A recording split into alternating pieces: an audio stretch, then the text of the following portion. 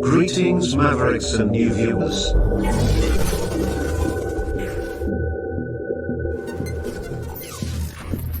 Tonight, direct and live from the Maverick News Network World Studios.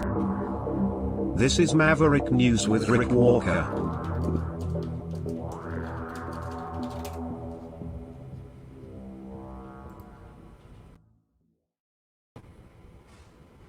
Good evening, everyone. I'm Rick Walker. Welcome back to the Maverick News channel, the Maverick News Network. Thank you, everyone, for stopping by tonight. New viewers and Maverick family alike.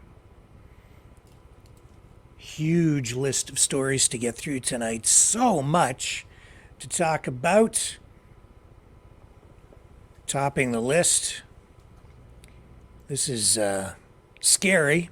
Actually, the Biden administration authorized use of deadly force during the FBI's raid on former President Trump's Mar-a-Lago estate. This revealed today. And some people are saying that these people who've done this are sick.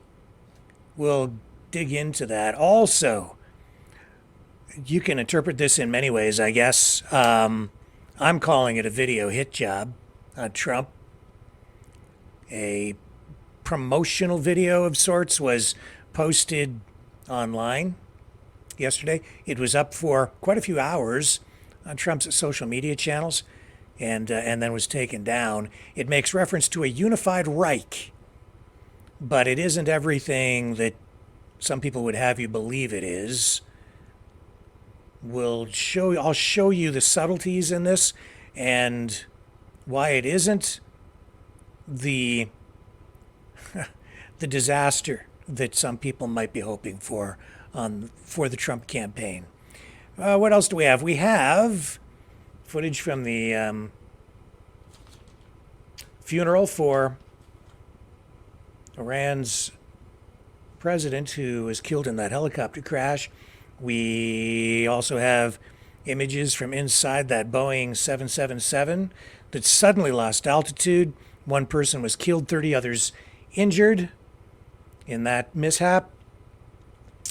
The ICC, International Criminal Court, still being talked about tonight as it seeks to put Benjamin Netanyahu on trial, along with leaders of Hamas and a lot of other politicians, including some leaders in the United States, are worried about that. And I suppose maybe they should be. Excuse me. But, again, a lot of things surrounding that story that you might think you know, have the facts on, and tonight I'll show you why maybe you don't, because some of the information being released on a lot of these stories is, I would say, incomplete. Volvo Trucks has unveiled a new self-driving truck technology at a trade show in Las Vegas. If you're a truck driver, you might want to take note. This is going to be very disruptive for the labor market. Dragon, our Dragon, from the Dragon's Lair, spoke with Montreal police to get the latest information on a confrontation between demonstrators in Montreal, pro-Palestinian demonstrators, in Montreal on the streets, not at the encampments, at the post-secondary institutions there. But there was a confrontation. Dragon has the information on that for us. And Macron is heading to New Caledonia because of uprisings there, anti-colonialist uprisings, pro-independence protesters wrapping things up. So stick with me. We have so much to dig into tonight. I should mention before we even get started, Lori is having some additional difficulties. She's had more storm damage, and she is going through a lot. Last year, you may recall, there was a tornado that ripped through her part of Oklahoma, tore the roof off her house. It left her in a pretty bad spot. She got her roof repaired finally, but it cost a fair amount of money. Well, now a series of storms have rocked that area again. And just yesterday, well, it was actually not yesterday, but the night before last, there were more storms that went through there, and she suffered additional damage. She tells us that her garage was damaged, the roof caved in, her car was totaled, so she needs a new set of wheels, and she's struggling a bit. So I told Lori that what we could do is tonight I will put up on the screen here right now a donation link. So if you want to help Lori with her storm relief, you can do that at that really long URL. I'll leave it on the screen for a moment, but I'll give you something simpler. So that's her storm relief Stripe account, where people are donating a little bit here and there to help her get through this tough time. Or just to simplify things, you could just donate straight to her online podcast donation link. You'll find the links right there at strangebedfellowspodcast.com.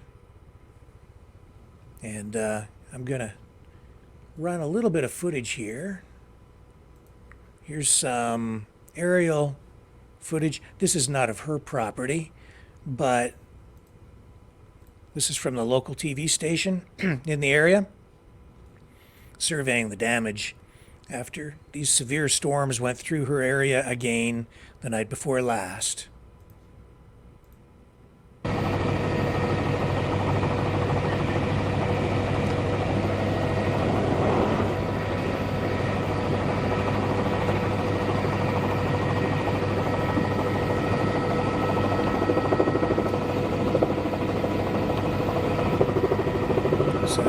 A second here and I'll find you. Here we go. Start there and zoom into like the grain silo, and then I'm going to fly to the right and go back over to that house and just kind of follow that debris. 15 away. So you can see a lot of debris there beside the silo. Just ripped through whatever that building is or was on this farm.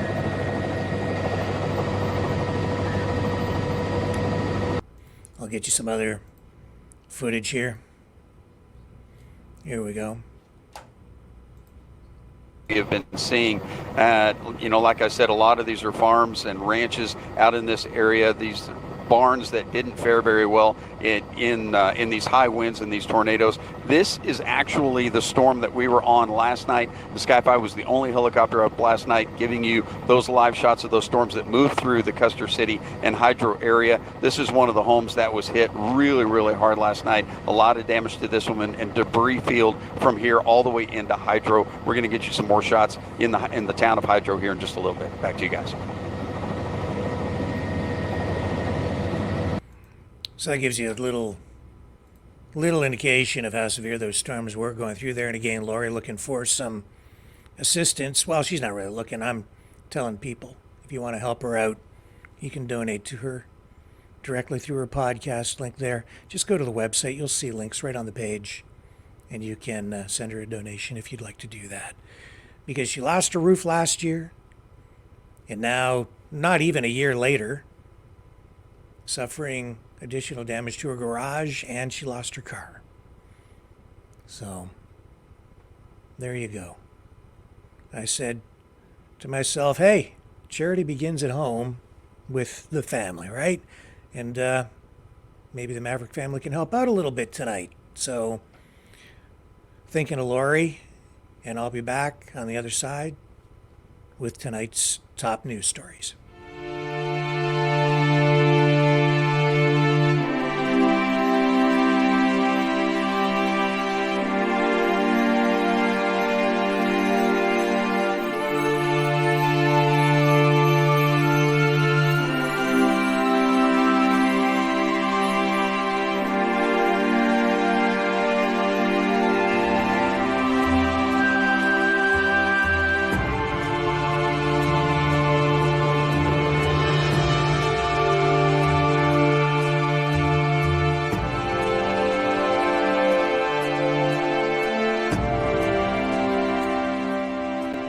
Maverick News. The world is watching.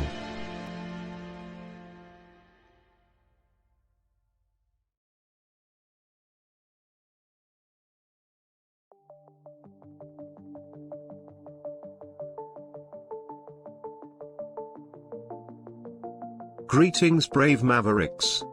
Our quest for truth continues. We go beyond fake news. Together we expose propaganda. Together we pull others out of rabbit holes. We are maverick thinkers. We are all unique individuals, defenders of individual rights and freedoms, credible, trusted, grounded in reality.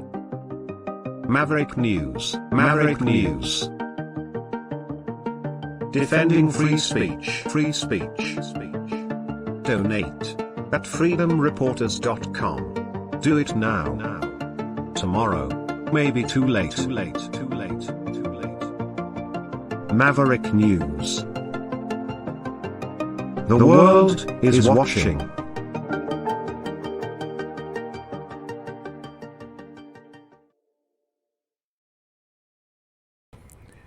Politics is such a dirty game, a blood sport.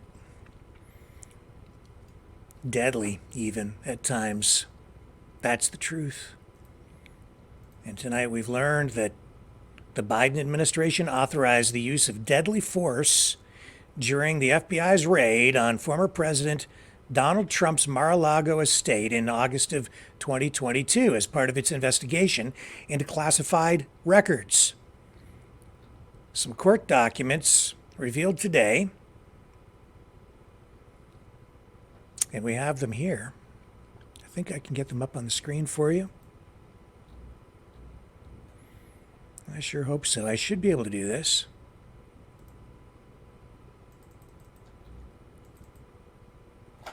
Well, I don't know. I've got a viewer here for you.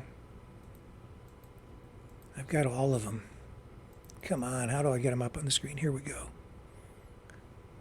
I should have been able to do this. Maybe I'll need to download them. Sorry for the delay. We'll download them, okay? And then we'll share them with you this way.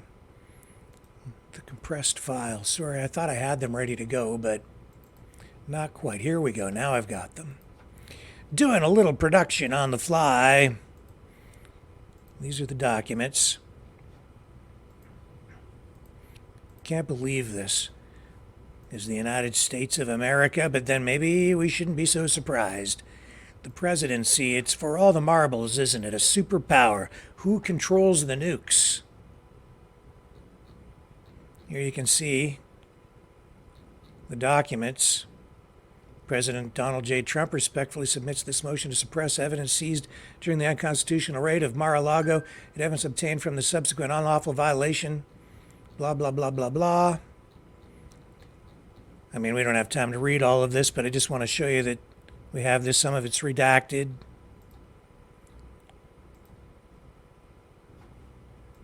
Okay, so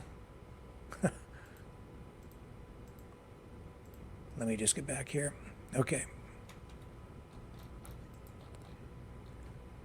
So there was an operations order produced as part of discovery, the process of discovery, which is part of Special Counsel Jack Smith's investigation into Trump's alleged improper retention of classified records. And it revealed that the FBI believed its objective for the Mar-a-Lago raid was to seize classified information, NDI, and U.S. government records as described in the search warrant. Now, the order, according to the court filing, contained a policy statement. And that made reference to use of deadly force, which stated law enforcement officers of the Department of Justice may use deadly force when necessary.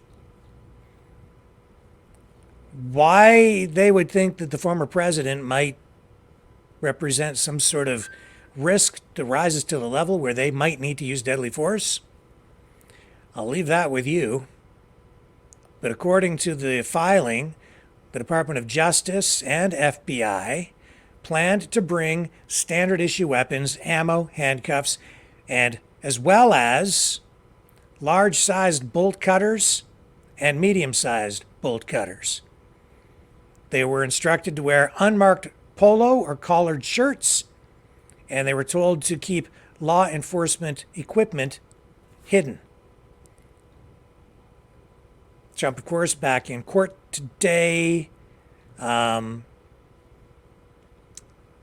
still dealing with the hush money investigation or trial. And then he came out of the trial today and posted this on social media in response to this revelation about the permission to use deadly force if necessary during that raid on Mar-a-Lago. Here's what he posted on Truth Social just a short time ago. He says, "Wow, I just came out of the Biden witch hunt trial in Manhattan, the ice box." He keeps complaining about how cold it is in the courtroom, and was shown reports that crooked Joe Biden's DOJ, in their illegal and unconstitutional raid of Mar-a-Lago, authorized the FBI to use deadly lethal force. Now we know for sure that Joe Biden is a serious threat to democracy. He is mentally unfit to hold office. 25th Amendment.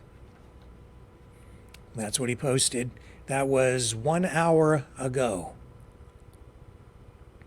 And this is a fresh story breaking tonight that we're bringing to you right here. So, of course, Trump was charged as a result of Smith's investigation into those classified documents. He entered a plea of not guilty to all of the felony charges, 37 of them in total, from Smith's probe, which included willful retention of national defense information, conspiracy to obstruct justice, and false statements. He was also charged with 3 additional counts as part of a superseding indictment, and an additional count of willful retention of national defense information, as well as 2 additional obstruction counts. So Judge Eileen Cannon is presiding over the case with the U.S. District Court of the Southern District of Florida. She has postponed the trial stemming from Smith's case indefinitely. It was set to begin yesterday, but that didn't happen. And things just keep on getting stranger and weirder in the world of politics. Pretty weird, especially if you don't really understand where things come from, how things are working, why things might be done. Yesterday, a video appeared on Trump's social media platforms. It was taken down afterward because in the back, well, it's not even in the background. It's sort of very obscure, hard to read. It is, there's a reference to a unified Reich. in a graphic as part of this video. It's not prominent. It's in the background, sort of. You can't really see it, but it's there. So somehow somebody noticed this, and of course now there are tons of headlines.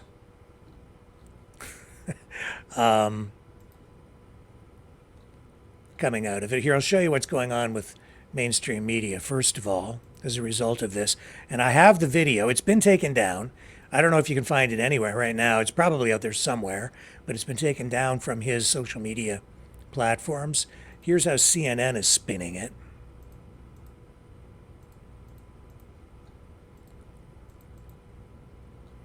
Trump posts video, says, referencing unified Reich. If reelected,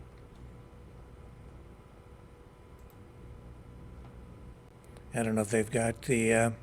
Donald Trump's truth. Yeah, so I won't run their story, but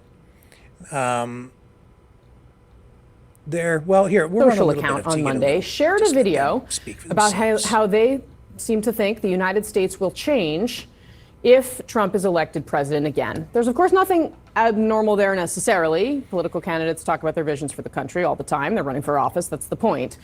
What is not normal is that this video referenced a quote unquote unified Reich. Reich is a German word that basically means empire, but it of course evokes the Third Reich, used to refer to Adolf Hitler's Nazi Germany. We're going to show you that video. It's going to sound a little strange. We edited it to freeze and zoom in on the terms so that you can easily spot it. So you'll hear this video start, and then when the sound stops, you'll be able to see what we're talking about. Watch this. Okay, I've got it. I'm not going to run theirs. I'm going to run mine.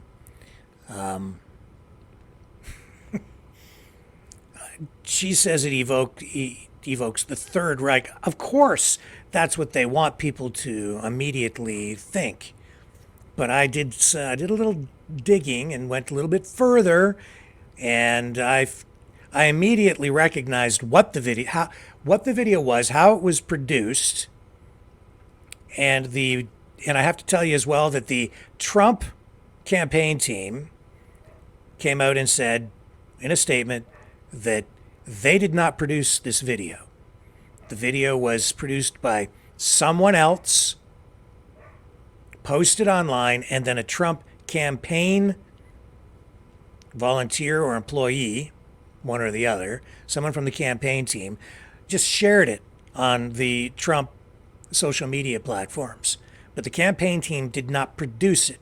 Now here's the video. I'm going to run it for you. And first of all, here's what, before I run that, this is, you'll see in the video, it says creation of a unified Reich. This is like you'll see this to the bottom left-hand corner as part of the video. And I'm going to say more about that in a minute, but here's the video itself. What happens after Donald Trump wins? What's next for America? The economy booms. American energy is unleashed and an end to crushing taxes. The border is closed and the largest deportation in history is underway. No more wars as we focus on home. Law and order is restored. The American dream is back and the best is yet to come. Make America great again. Okay. So this video was produced using a template, which I recognized right away. This is what's called After Effects. It's you can buy these templates off a variety of websites, and then you put them into a program called Adobe After Effects, which is extremely powerful. You can do incredible special effects in there, but it's very complicated to use it. I have that software right here, and I use it sometimes, so I'm very familiar with it. I don't know if anybody's an expert because it's so complex. The reason because it's so complex, people buy templates with pre-produced videos in them, and then you can customize those templates, do things like just change out some of the embedded videos or the text. Just change the text. So this particular template, it took me all of about 5 minutes to go and find it. I recognized it as a template. Not that I'd seen this one, but I could tell it was a template. So there it is right there. You can get this, you can find this on a website called Envato. And this really is a mishmash of graphics making reference to history pre-World War I, or around the time of World War I, around the turn of the century in the early 1900s, 1911, 1914, even before that. And there's text in the, it's like a newspaper type of, as you saw, template. And then as part of that, there's a reference to a unified Reich, but not to making reference to Nazi Germany. And it specifically says, if I can't show you here, I wasn't able to crop it so you could see it. But if you go and you find the video, you'll see that it makes reference to a time period in the early 1900s. And yes, the word Reich does make reference to empire, but it doesn't mean, there's the end slide, but it doesn't necessarily mean that it's making reference to World War II. Now, the thing is, it's like, you have to wonder, is this a video hit job? Is this a hit job on Trump? Did somebody do this on purpose? Well, I don't know. It has all the hallmarks of that. Somebody kind of puts this thing out there, and they just have that little reference in it, and they release it. Trump's campaign team even takes the bait and shares it out. Couldn't ask for anything more. And the mainstream media clues in on it, and then somebody goes to great lengths to find those two words in the background in that video here. Let's bring it up and I'll show you again. What happens after Donald Trump wins? It's right in here. What's next for America? Right there. That's where it is. Now, very difficult to see that, right? But it is there. Unified Reich, just to the side of that image, underneath what's next for America. That's where the Unified Reich reference is. So his opponent's trying to smear him, make him look like he's a Nazi. Is that fair? Looking in the comments. So, I don't know. It's going to be a gift that keeps on giving for a while, I think, to the Democrats and RFK Jr. if he chooses to use it.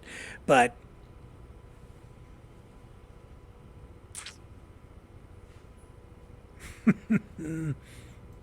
yeah. But all the references in the newspaper in the background, as far as I could see, made references to a time period in history that was well before World War II and the rise of the Hitler regime. So that's an interesting little piece of politics for today as a supplemental to this revelation that Biden did they authorize use of lethal force if necessary during that raid on Mar-a-Lago. Wow. Gunfight at the Mar-a-Lago Corral. Almost. What else do we have for you here? Okay. Boeing. Man, they just can't catch a break, can they? They had a Boeing 777 lose altitude suddenly. One person dead, a man in his 70s. And 30 other people were injured. It lost about, how many thousands of feet did it It'll lose, was it, I think it was 3,000, what, plunged 3,000 feet? Or was it 6,000?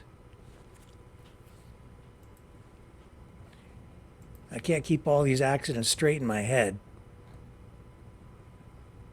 This is not the 737 MAX. This is the 777, a Boeing 777. These are the biggest twin-engine, long-range aircraft in use today. Yeah, I can't even find any references to it here, but I do have video. Yeah, 30 people injured, including a 73-year-old British man who was killed.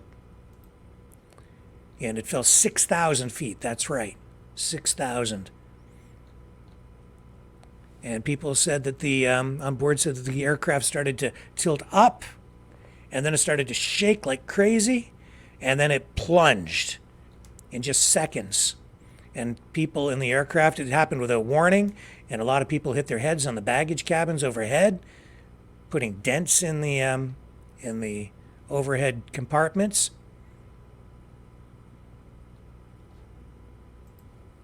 And it was terrifying for the people on board. Here's a look inside the cabin afterward. Check this out.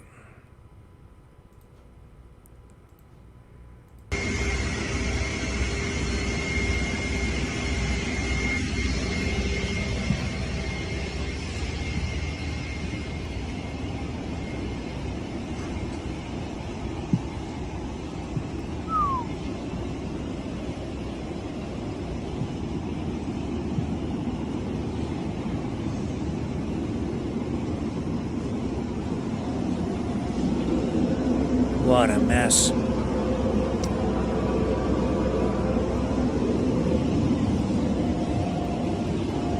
Boeing's got a big PR problem. I think in the last maybe 2.5, 3 months, I don't think there's been a week that has gone by without some sort of major story about Boeing. More footage here. There we go. So yeah, they've got they have some serious PR work to do. Okay. Cross that one off the list. Are we going to get into this International Criminal Court stuff? I guess we will. This is... I've been trying to tell people. UNDRIP, United Nations Declaration of Rights for Indigenous Peoples. International Criminal Court, the ICJ, viewed by many, especially in the West, as being courts that have no teeth, that can pretty much be ignored, don't really do very much. Times is a-changing. Everything is coming together, and some politicians are worried, probably should be worried. I said when everything began to, after October 7th, I said people on both sides better watch what they do. If they are engaging in any kind of war crime, might find themselves hauled in front of a court. That's exactly what the ICC wants to do. And I think for the first time ever, some politicians, especially on the U.S. side, are sweating. I'll explain why when we come back right after this. The New World Order. Government overreach. The Great Reset. Mainstream media lies. Now more than ever, independent voices are needed. Donate now at freedomreporters.com. That's freedomreporters.com. Maverick News. The antivirus program for your mind.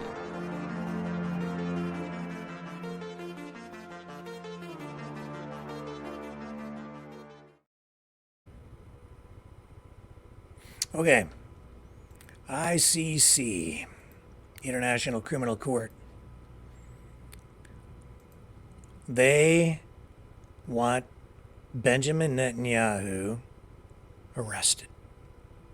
They want to put him on trial for war crimes, along with some other Israeli officials and the leaders of Hamas.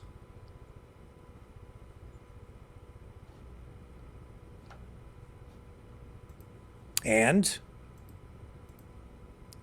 U.S. officials, I think, are beginning to get worried about this as well, because they might also face this court at some point in the future. They're even saying so tonight. Even though the United States is not a member of the ICC is the people who administer that organization or that court, international court. It doesn't matter if you're a member or not. I think that they would like to hold the whole world accountable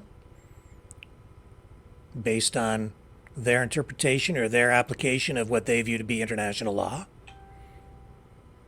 So the ICC prosecutor says he received threats not to go after Israel. He did an interview on CNN after yesterday, outlining the ICC's desire to arrest Netanyahu and leaders of Hamas. And then in this CNN interview, he says, well, basically he throws out the race card. Let me show you. This is where it's going. Everything hinges on this anti-colonial ideology that's being taught in our universities, racism, occupation, and international law. Here's the clip. Of the dignity of the individual is the protection of babies. I mean, these are fundamental American values that should engender bipartisan support. Now, of course, this situation, unfortunately, lies on the San Andreas fault of international politics and strategic interests. And of course, I've had some elected leaders speak to me and be very blunt. This court is built for Africa and for thugs like Putin, was what one senior leader told me. We don't view it like that. This court is the legacy of Nuremberg. This court is a sad indictment of humanity. This court should be the triumph of law over power and brute force. Grab what you can, take what you want, do what you will, and we're going to simply be we're not going to be dissuaded by threats or any other activities, because in the end we have to fulfill our responsibilities as prosecutors, as the men and women of the office, as judges, as the registry. So, I'm going to say this here right now too. We've heard people talking about Nuremberg 2.0 because of the thing in the arm. If that ever comes to pass, it won't happen in Nuremberg. It'll happen before these courts. And you can see the rhetoric surrounding all of that. That's how it will play out. And I think that's the path that a lot of people who are pushing it, that's where they want to take it.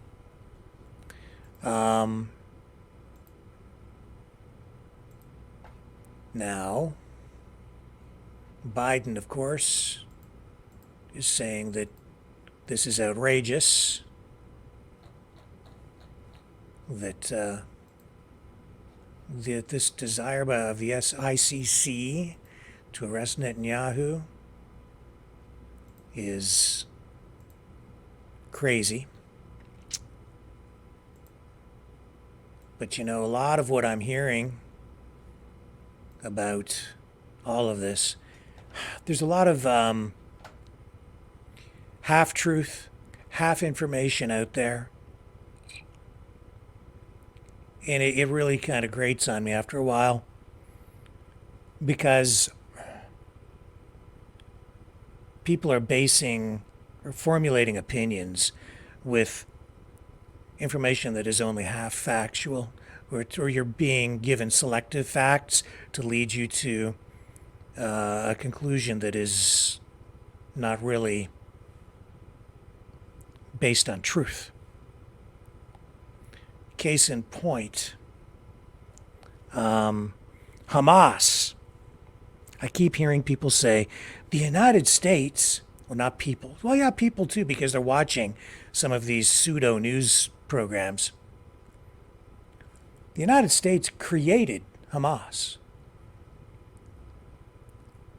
Netanyahu, I also hear this, Netanyahu funded Hamas and knew that the attack on October 7th was coming and wanted it to happen. He helped Hamas do it. There is a grain of truth in those statements, but it doesn't tell you the whole story. And I've had people over the last couple of days they've been sending me videos and links to convince me that the Jews are evil and that Netanyahu was in on it the whole time. Here's just one video that was sent to me of Louis Farrakhan just a couple of days ago making that exact accusation that Netanyahu knew of the plan of Hamas on October 7th beforehand. And this is the proof that he offers.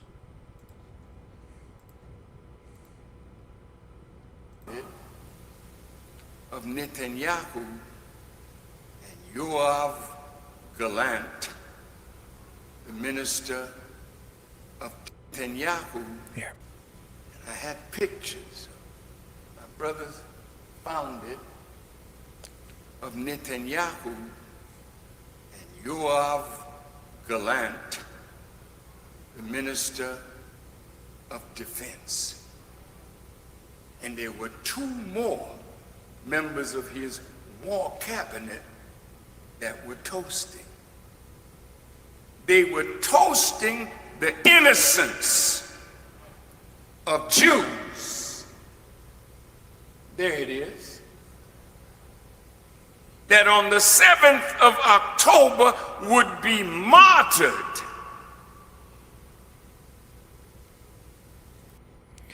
Whatever. He shows a picture and then just lays whatever he wants on top of it and throws that out as proof. That's not proof of anything. It's a picture. I don't hear any audio. I don't hear the speech. I don't believe that that's accurate. I'm sure that the picture depicts what happened, that they were there and they toasted things, and maybe there's a grain of truth in what he's talking about, but it, like so much that is being bandied about, it's not the whole story. Did the United States actually create Hamas? No. They didn't actually create it. Hamas came out of the Muslim Brotherhood.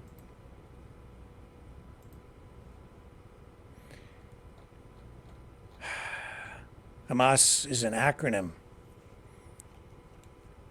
for, in its own language, Islamic Resistance Movement.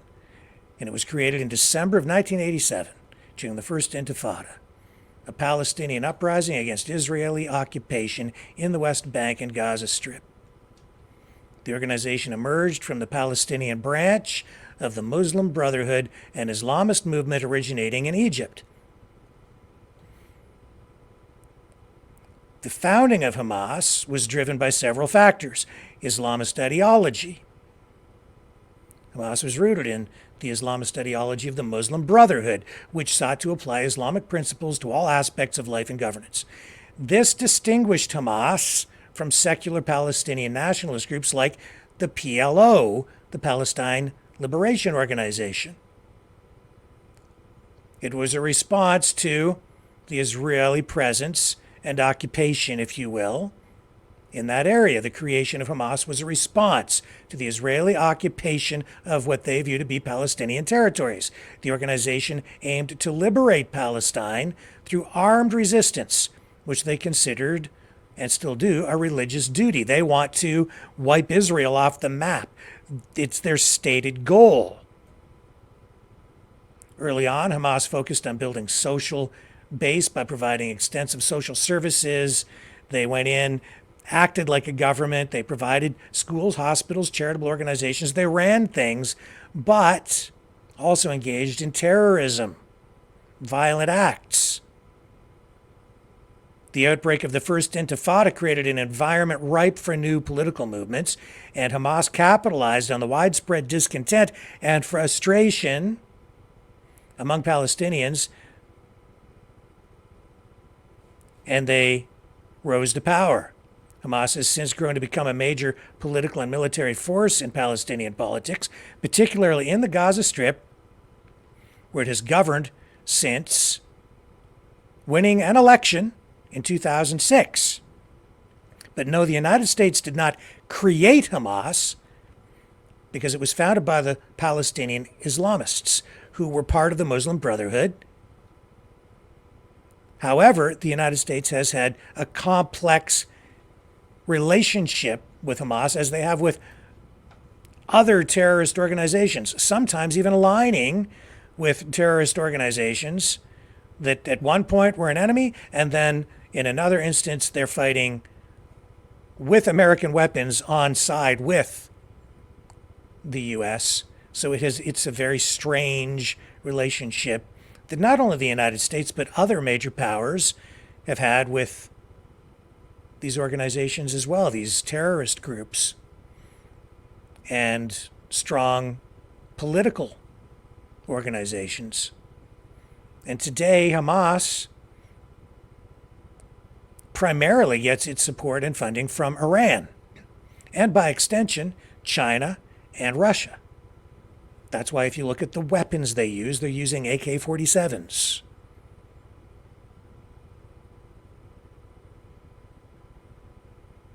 Now, did Netanyahu fund Hamas? Yeah, he did. Has the United States done some things that seem a little strange in that regard as well? Yes, they have.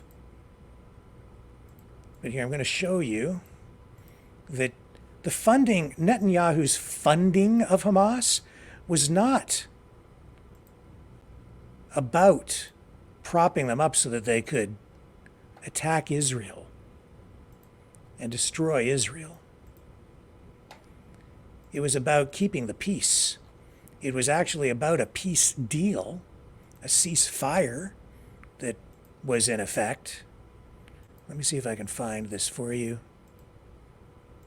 And they literally did funnel billions of dollars to Hamas over time. I may have lost these notes. I'll just bring it up here again.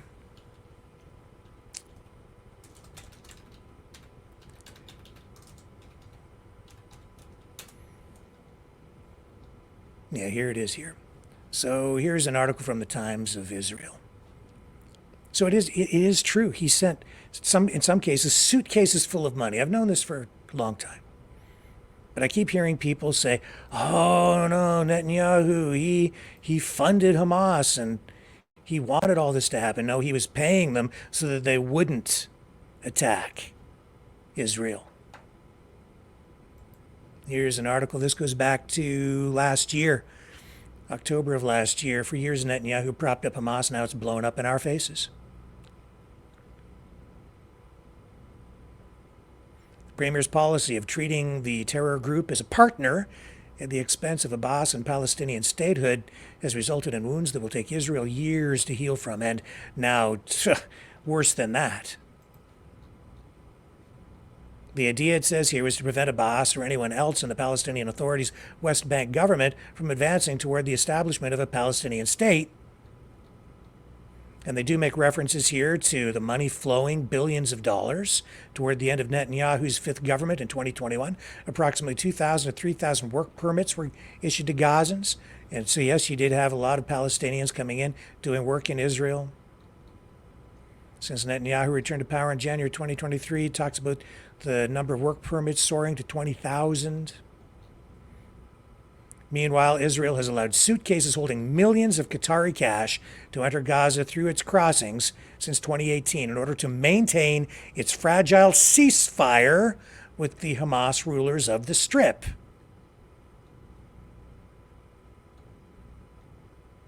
There's more information in here about this. Bottom line is,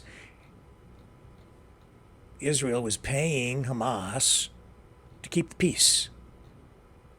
But if you listen to some of these other, I'm going to call them pseudo news programs, they'll just tell you that, oh no, it was created by the United States. Hamas was created by the U.S., a terror group funded by the United States, funded by Israel.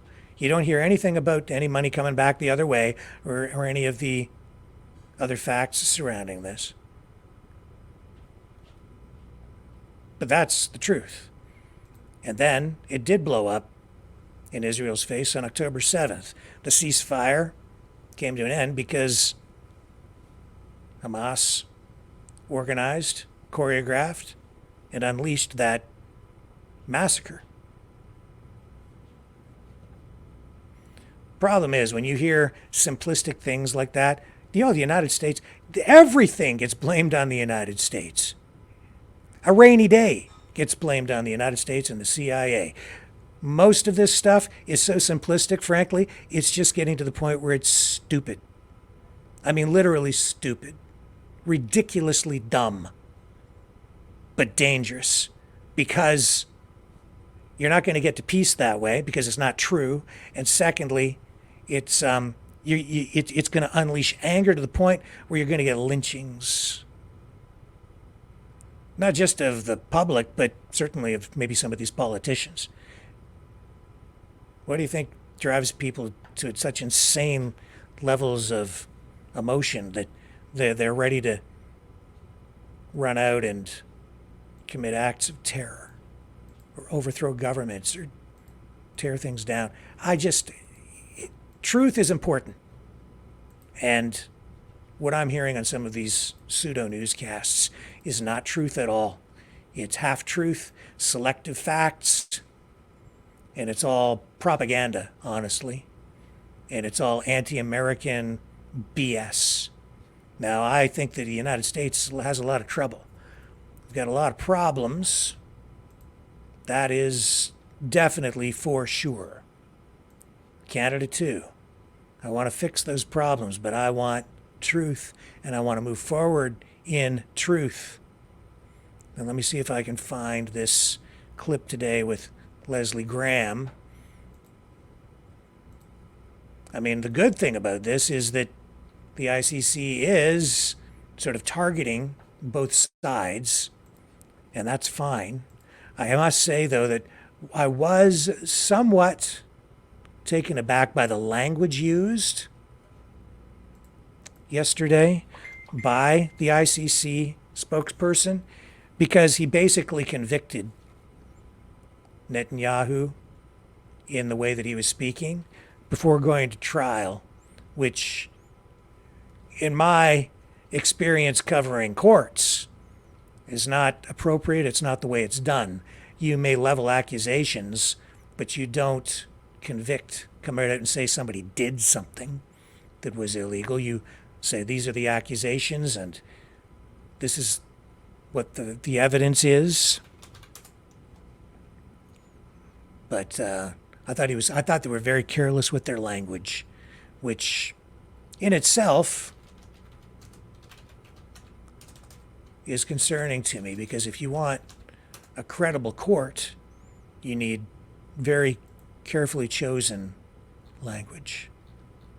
Let me take a break while I get you this clip of Graham. I have so much news up on the screen that it's difficult for me to keep all of these things straight, and I want to show you this clip. It's important.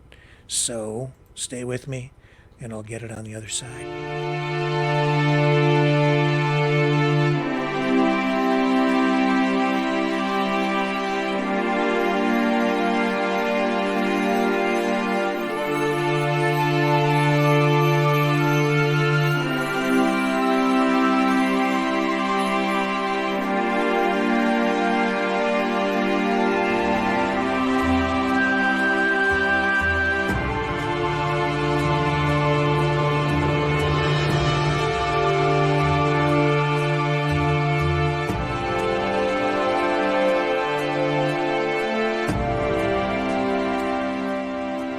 Maverick News.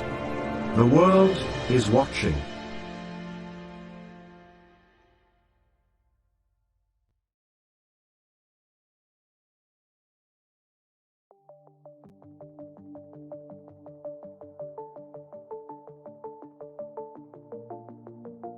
Greetings, brave Mavericks. Our quest for truth continues. We go beyond fake news. Together we expose propaganda. Together we pull others out of rabbit holes. We are maverick thinkers. We are all unique individuals, defenders of individual rights and freedoms, credible, trusted, grounded in reality. Maverick News, Maverick News. Defending free speech, free speech. Donate at freedomreporters.com. Do it now. Tomorrow may be too late. Maverick News. The world is watching.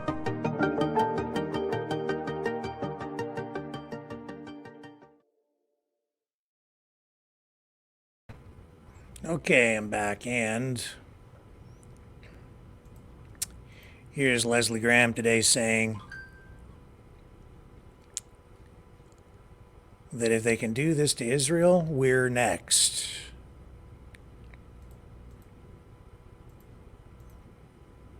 Sorry for the delay, but I have it here for you now.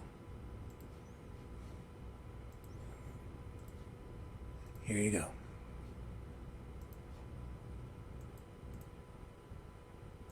So we, hopefully, together will find a way to rest our displeasure with the ICC, because if they'll do this to Israel, we're next. This group tried to come after our soldiers. Yeah, you can clap all you want to. They tried to come after our soldiers in Afghanistan, but reason prevailed. So at the end of the day here, what I hope to happen is that we level sanctions against the ICC for this outrage to not only help our friends in Israel, but protect ourselves over time. Mr. Secretary, your statement yesterday was excellent. The President's statement was excellent. Senator Schumer's statement on the floor was excellent about the outrage here. They have destroyed the notion of complementarity. They have misled people in the United States Senate about their intention, and they shall and will pay a price. Mr. Secretary, I appreciate what you've said. It is now time for us to act. Thank you.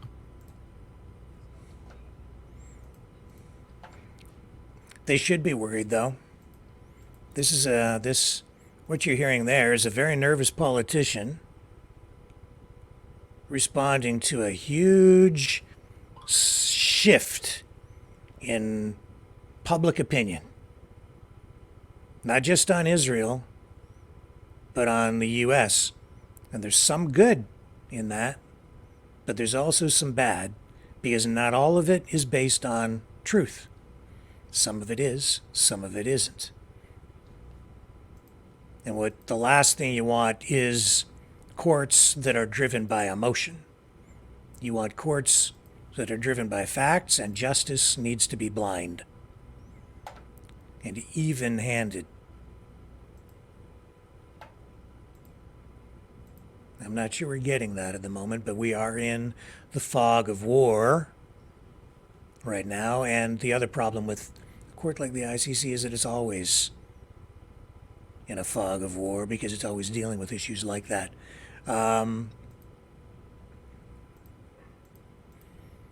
Where did I want to turn from here? Here's, this is the thing about where we're going with this. All this that we're dealing with right now, anti-colonialism, UNDRIP, anti-American, anti-imperialist rhetoric, anti-capitalism, a lot of this is being driven by far left ideology, communist ideology. And if you go back in time, people are not connecting the dot here, but it goes back to what happened in South Africa with apartheid and Nelson Mandela and the ANC.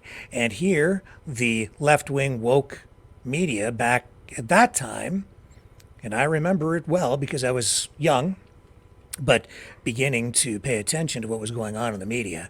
Nelson Mandela was in prison, and he was propped up in the Western media as being kind of a saint. But even back then, as a youngster, I was digging into things just a little bit deeper, and I saw two sides to the story. Multiple sides, really. And even Nelson Mandela is not the saint that everyone makes him out to be. He had his dark side, too. So did his wife, the African National Congress. And getting rid of apartheid, everybody applauded that, but very surface level coverage through the mainstream media over here. And not a very deep understanding of what really went on. And I would say the darker side of the revolution over there was hidden from public view. Even today, some of the atrocities that were committed during the abolition of apartheid in South Africa are not spoken of, but they should be. Because what happened over there is the same logic, ideology, and political strategy that you are seeing unfold in Gaza in a refined way, and even over here in North America, in particular in Canada. And I just put this out there, out here tonight, as a word of caution. Because as things change, and things always change, I would like things to change peacefully and improve. Not just have everything torn down, destroyed. And I don't want people dead. So I just put this out so that you understand that some of the forces in play here are not as benevolent, not as kind as you might think they are.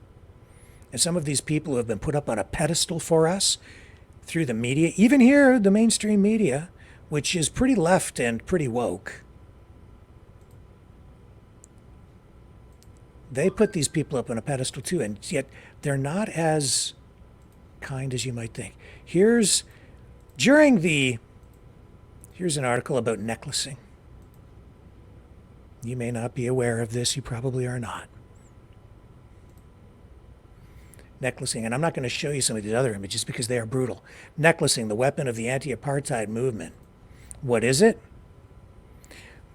This is where they would take someone who was a political opponent out into the street. They would douse a tire in petroleum, gasoline, sometimes multiple tires, put it around the person, and then in a public place, they would set it on fire and kill the person. That's necklacing. That's what the revolutionaries were doing in South Africa that the media over here never spoke of. You think that can't come here? You think that's not coming here? It can happen anywhere. It's a part of South African history that people just don't usually talk about. It was the weapon of men and women who fought against apartheid in South Africa. You can look it up. It's a well-documented fact. So yeah, they might have been fighting for a good cause. And so a lot of people just want to gloss over all that dirty history. But what they did was horrific. See, war is unimaginably horrific. And that's also why you see the propaganda just dumb everything down. It's all designed to dehumanize the enemy. You can't get soldiers to go out and kill people for you unless you convince them that the human beings they're killing are less than human. It's very difficult otherwise. Every government, every military does it. That's why you hear during times of war references made to the enemy as animals or vermin, and it's disgusting, or rats. And then people go out into the streets and they do exactly that kind of thing. And if you don't think it can't happen here, you are sadly mistaken. All you have to do is look at what happened during the pandemic. Did you ever think that people here would be locked down, locked in their houses, their rights stripped away? You can blame it on the government all you want. You can blame it on Justin Trudeau, and he's guilty as charged on that. But we need to look at ourselves and look at our neighbors, look at the people. It came from the people because they were afraid, and the fear drove them to support and even, frankly, demand that of the politicians here in Canada and the United States. Some people still so fearful that they walk around in public wearing a mask. Psychologically screwed people right up. And people always thought it could never happen. What happened in Nazi Germany could never happen here. And yet I saw people turning in their neighbors because they had a pool party with a couple too many people in their backyard when COVID restrictions were in full effect. You don't think that you couldn't see, you won't ever see necklacing happen here? There's still a lot of stuff going on in South Africa with the ANC that people just don't talk about. And you know why it's not talked about? Because it's not as free a country as it is here. And all the dirty little things here tend to bubble to the surface and find their way out into the public square in one way or another here in Canada and the U.S. And the chaos in the streets and the protesting, yeah, man, that says to me that we still have something left of a democracy, that we still have something left of free speech, because even people who are literally enemies of the state are allowed to say their piece here in North America. At least in Canada and the U.S. But the governments are trying to crack down on things. They're trying to rein things in and becoming more authoritarian. You're seeing censorship bills being passed here. But I'm telling you right now, we're still further ahead here than we are in most places around the world. We're still freer here than they are in many other places around the world. Justin Trudeau is the worst prime minister in Canadian history. I just said it, and the cops are not going to come into my door. Not going to happen.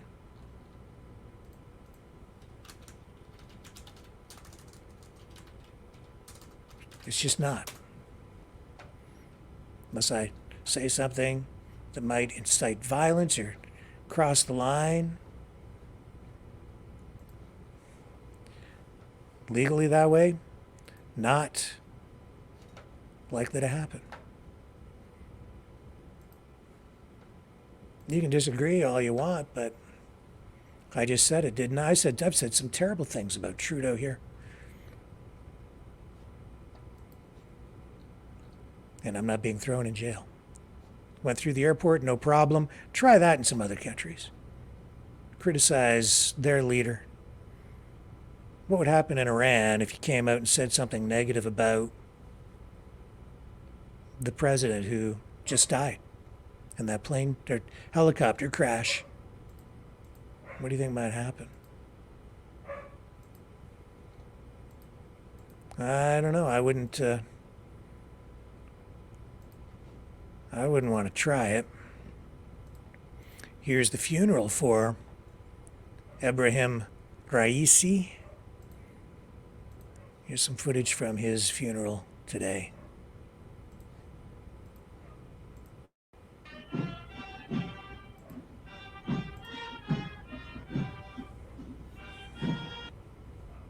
No, hang on. This is the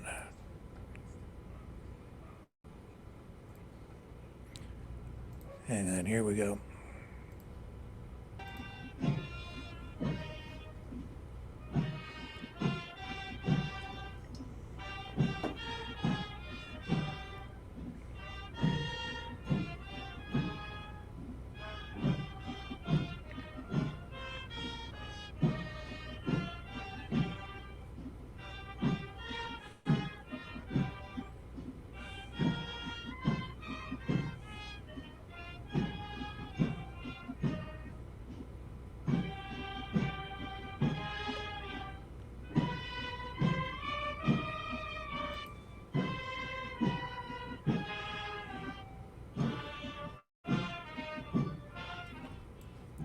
so far what I've seen coming out of Iran tells us that the Iranian officials are blaming bad weather and some sort of a mechanical failure for the crash. And yet online on social media, right on cue, these pseudo news programs are still talking about how this is probably Mossad, CIA. I don't know. I suppose more information could come out. Anything is possible. But Iran is not making that accusation, at least not tonight, not at this time. And thank goodness for that. Because if Israel's fingerprints or U.S. fingerprints were found on that particular death at this particular time, we would have major escalation in the Middle East. Because if that came out into the public,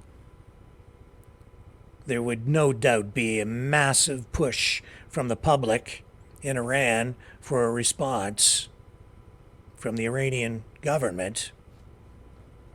So far, thank God, that hasn't happened. Israel had very little gain from that death, and it put the entire world on edge. Speaking of the entire world, in the United Nations today,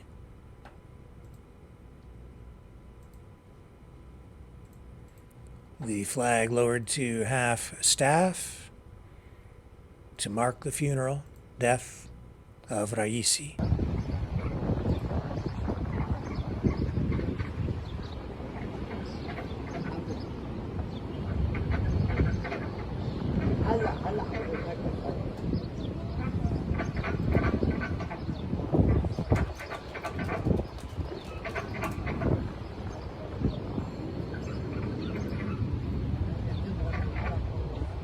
Iran is a UN member state, joined the United Nations in 1945.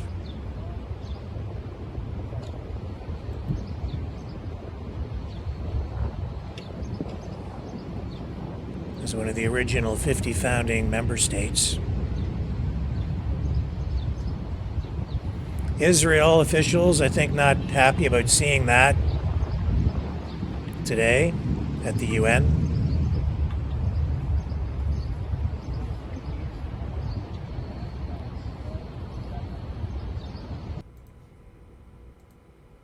But like it or not, that's the way it is.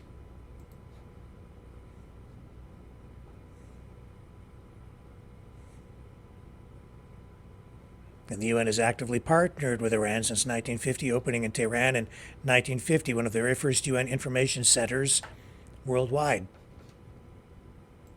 Of course, you've had a mix of regimes, governments in Iran since then. The Shah, and now the current republic. And speaking of free speech, Tucker Carlson. Of course, he had that huge interview with Vladimir Putin, and now seems he's so popular in Russia, he has his own television show over there.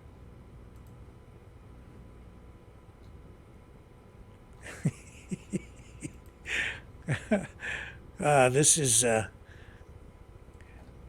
is sticking like a thorn in the side of some people.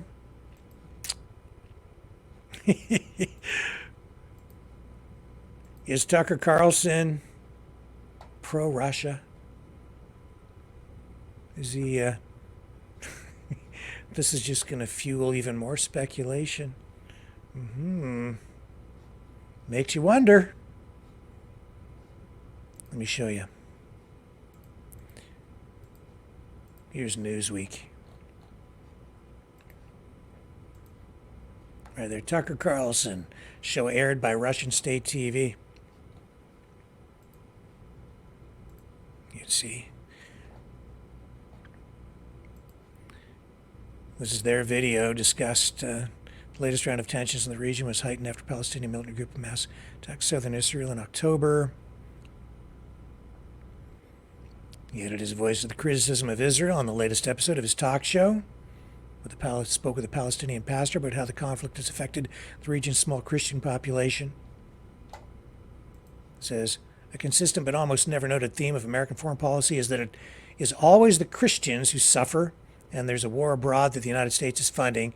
It is Christians who tend to die disproportionately.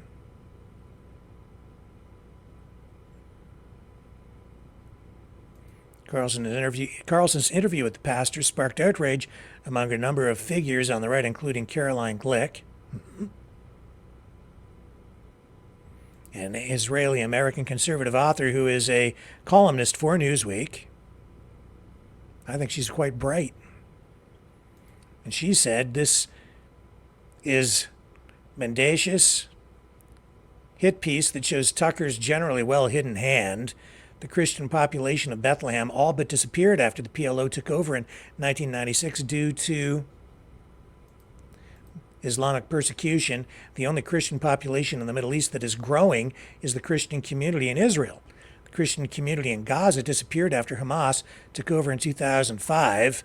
In 2002, PLO terrorists took nuns and priests hostages in a standoff with IDF forces in the Church of the Nativity in Bethlehem.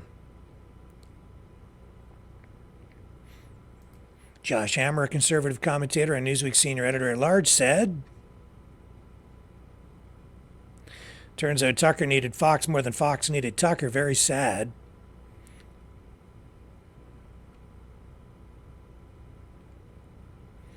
While Carlson was hit with a wave of criticism, he also received support from a number of ex-users. Tucker Carlson is actually America first, according to this post. Unfortunately, all our Republicans are Israel first, and Democrats are Ukraine and every third world nation first.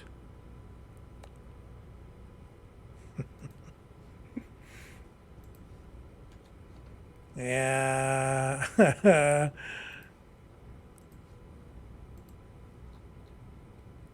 The CEO of Tucker Carlson Network has rejected claims in Russian state media that the former Fox News anchor had made a deal for his shows to appear on Russian television. The claims appear to have originated with the program Tucker, which is broadcast on Russia 24, but comprises old episodes of Carlson's shows taken from X, formerly Twitter, and YouTube, complete with a Russian voiceover. The first episode and other clips from previous months, it says here, are now available online. Russian state newspaper Rossiyskaya Gazeta reported. So they are running his stuff on television over in Russia. Reruns.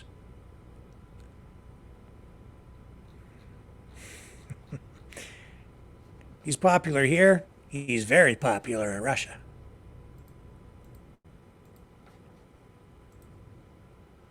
Don't know what else to tell you.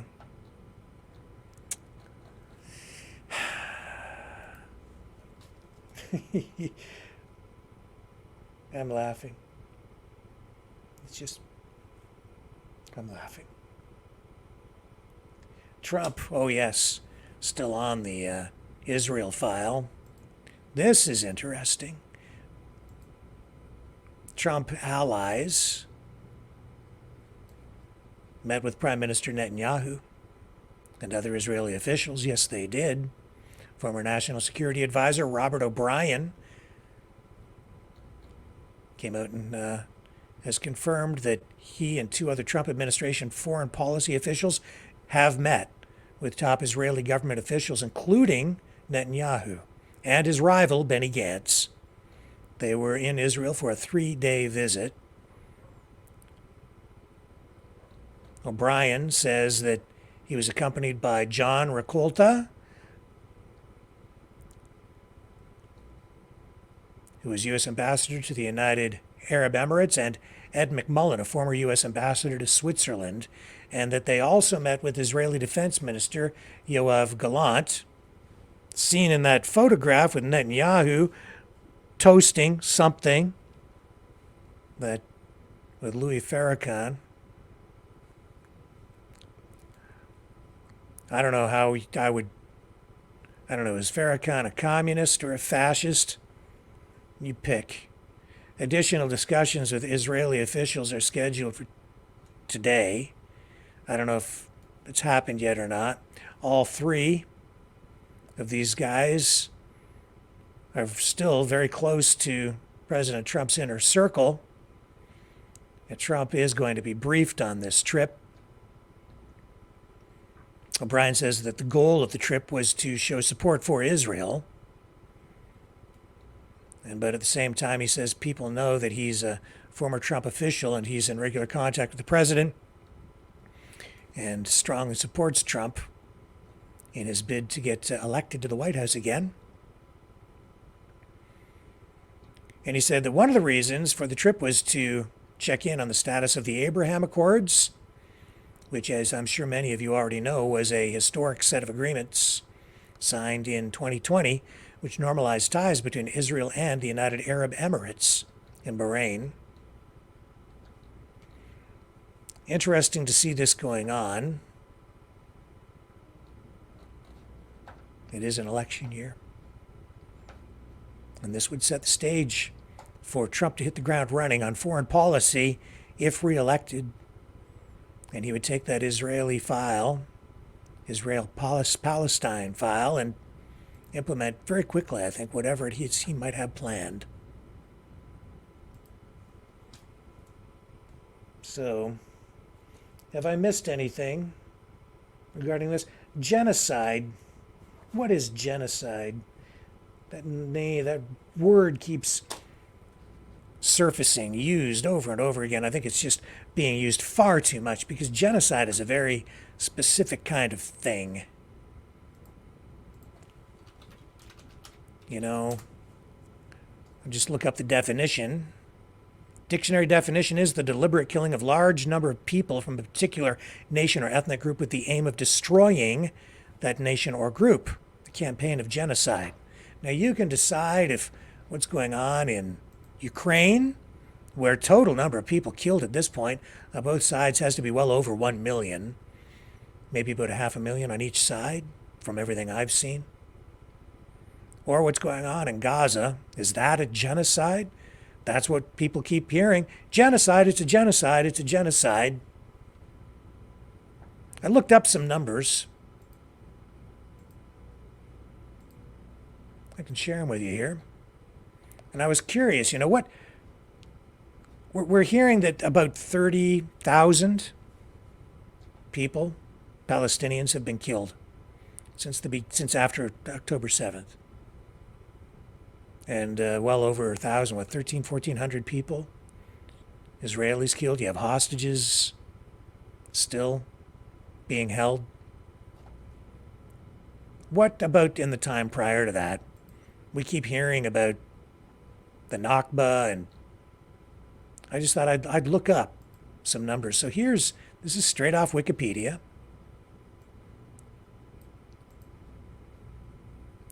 And we've also seen the numbers adjusted.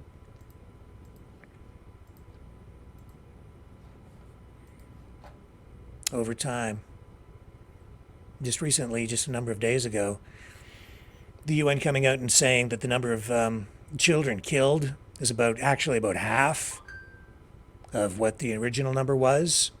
Total number of casualties, I don't think has changed that much, but only about I shouldn't say only, but something like 6,000 to 8,000 children actually killed, not the, I think, 14 or 15,000 that they was the original number coming from Hamas, their health authority. Two different sources from Hamas. Either way, the number was cut in half by the UN. And here's the Wikipedia numbers over time. So, as I look down here, I'm not sure this would constitute a genocide. Even when I've heard people like Professor Mearsheimer talk about this, he's indicated that he doesn't think this rises to the level of a genocide, at least not at this point, what we've seen since October 7th. And prior to that, you can see the number of total deaths, 1920 to 1948, and it lists here the various conflicts on the left total number of deaths, civilian deaths, total deaths, combatant and or civilian wounded, and total casualties. So I'm going to look here at total deaths, which would include civilian and combatants. 1920 Palestine riots, 4. The Jaffa riots, 48. 1929 Palestine riots, 116 Arabs, 133 Jews.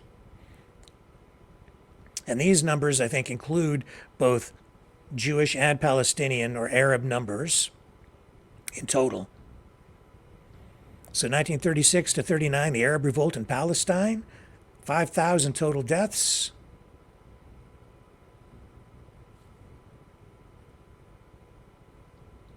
The Palestine Civil War, 720. 1948, the Arab-Israeli War. Civilian deaths, 11,047. Palestinians missing, presumed dead, though not known to have died in combat situations. Combatant deaths, 3,700 foreign Arab troops, 1,953 Palestinians died during battles. 1949 to 1967, the Fedayeen War. Combatant deaths, somewhere between 2,700 and 5,000. You go down, I'm just looking at these numbers, it's like 156, War of Attrition, 100, Black September in Jordan, 1970 to 71, 3,400. 1973 Israeli raid on Lebanon, about 100. Lebanese Civil War, 5,000 plus civilians, thousands of combatants killed. They don't have an accurate number.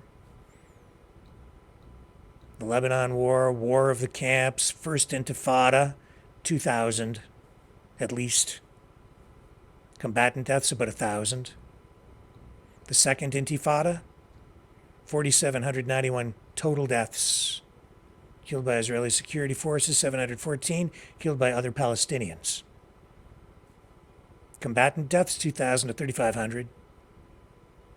So as I go down, like, this is not, in all these years leading up to where we're at today, it's in the hundreds and sometimes into the thousands.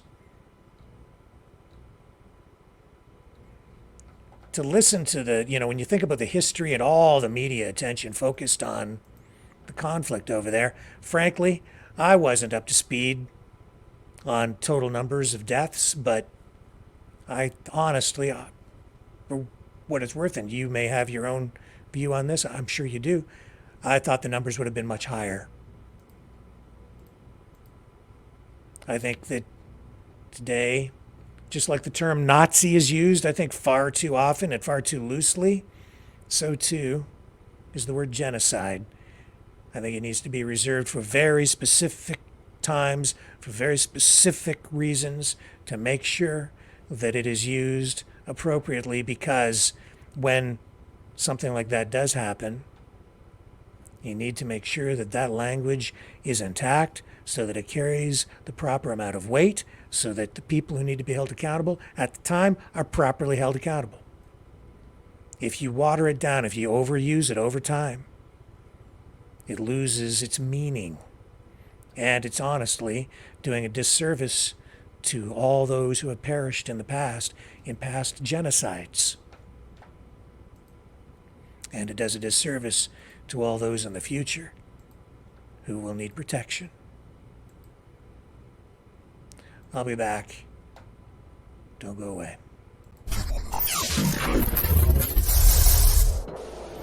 The sharing of biased and false news has become all too common on social media. More alarmingly, some media outlets publicly are true without checking facts first. Unfortunately, some members of the media use their platforms to push their own personal bias and agenda to control exactly what people think, and this is extremely dangerous to our democracy. In an ocean of lies a century deep, the truth awaits. Choose not the red pill. Choose not the blue pill, for both are an illusion. Discover the power of M. The power of individuality. We are mavericks. We are the way to the light. Fear not the storm. Join our quest for truth. Truth will set you free. Maverick News. The world is watching. Okay, I'm just going to check something over here. I have a clip of Anthony Blinken coming up.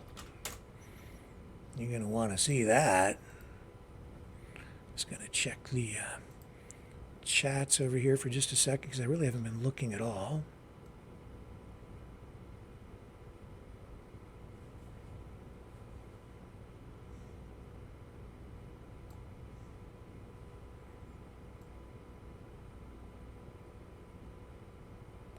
Oh, yes.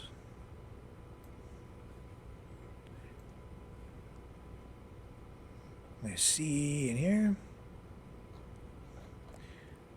They're digging massive graves to bury the dead. It was shown on TV worldwide. Where are they digging? Raising Wolves says they're digging mass graves. Mass graves where, Raising Wolves? I don't know where. And for what? In Gaza?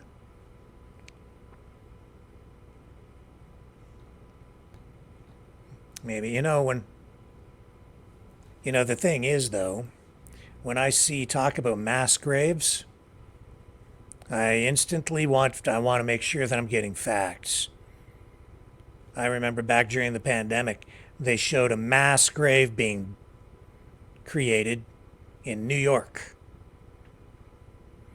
And that went viral online, scared the living daylights out of people. And you know what the truth is about that? Yeah, there's a big grave that they dig. It happens there all the time. And what they do is that is for homeless people. Keeping in mind that New York City alone has about half the population of Canada jammed into it. So you have this big city and a lot of homeless people or people who are not well off and they can't afford funerals or cemetery plots. Sometimes people are even found and they can't identify them. And so the city has to take care of the bodies, and they have a grave where they take these folks. So there was an aerial shot of that, and people were led to believe that was the grave to handle all this overflow of COVID casualties. But in fact, it's something that's done regularly. So take it all with a healthy dose of skepticism, and don't just buy into what you're seeing on television or online until you get real facts and make sure that it's accurate. That would be my only word of caution. And especially when we're talking right now about Gaza or Ukraine, doesn't matter who's putting the information out, take it with a grain of salt, because everything is steeped in propaganda and spin. And while there may be some truth to a lot of this stuff, a lot of it is designed to get you emotional, get you jacked up and support one side or the other. So, just saying, be careful what you buy into. It may only be partially true.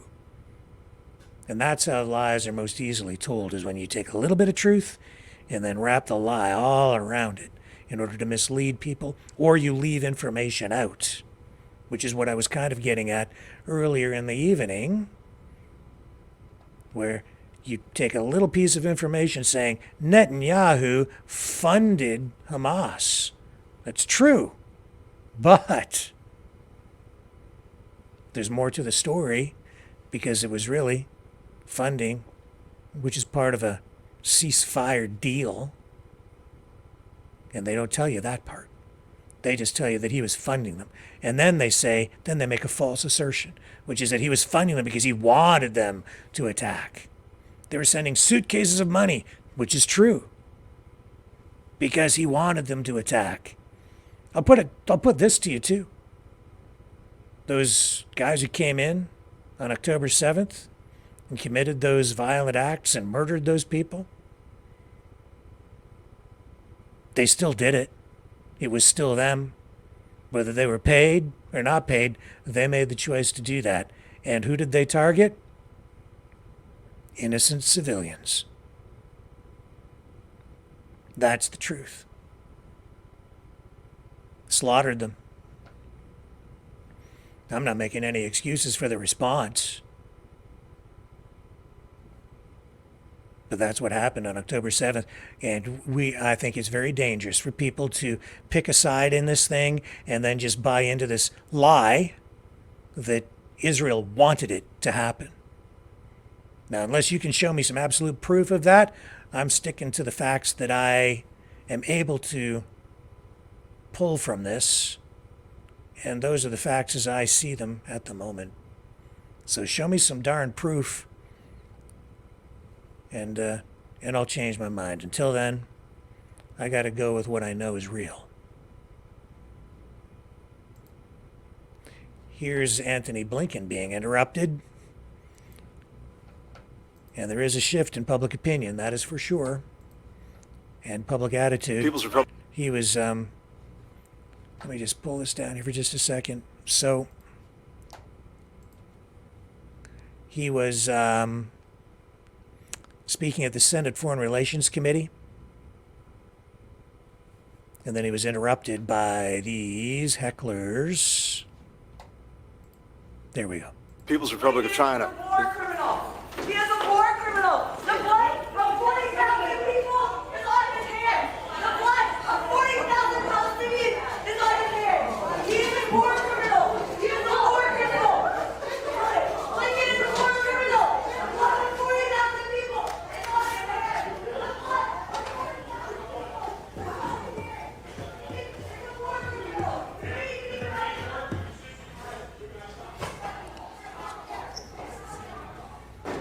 Mr. Secretary, you may continue.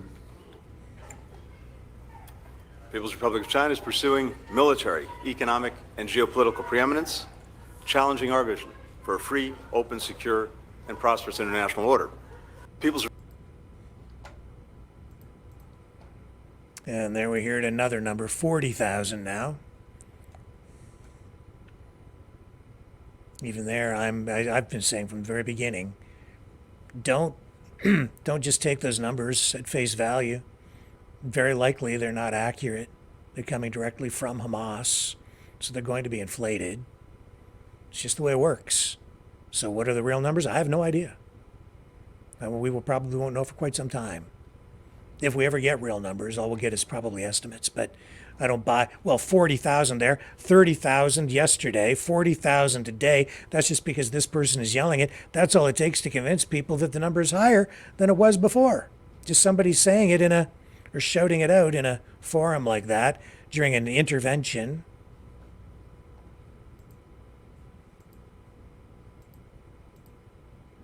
And whether you're in favor of that kind of behavior or not often depends on what side of the issue you're on. I'm not a big fan of people disrupting things in that manner, but some people think that's the only way.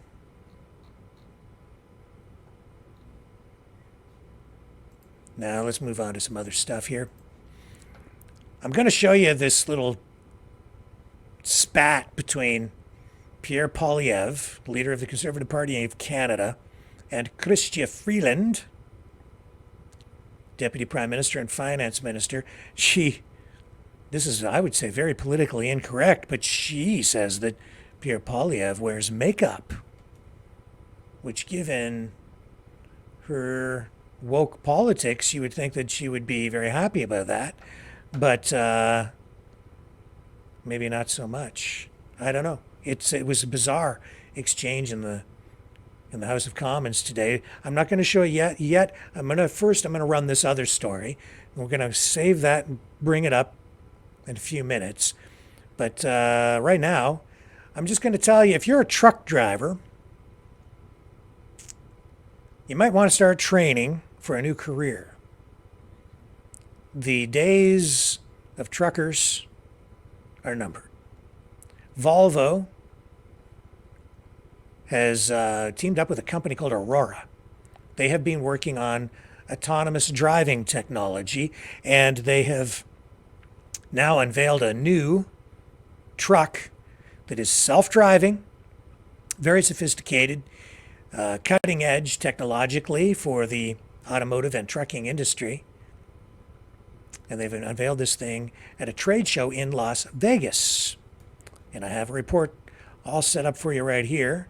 Normally I would run this on my automotive show, but this is a story that affects not just society from the perspective of transportation, but it's going to have a major impact on the way people make a living moving forward. Autonomous trucks, Volvo, and a company called Aurora.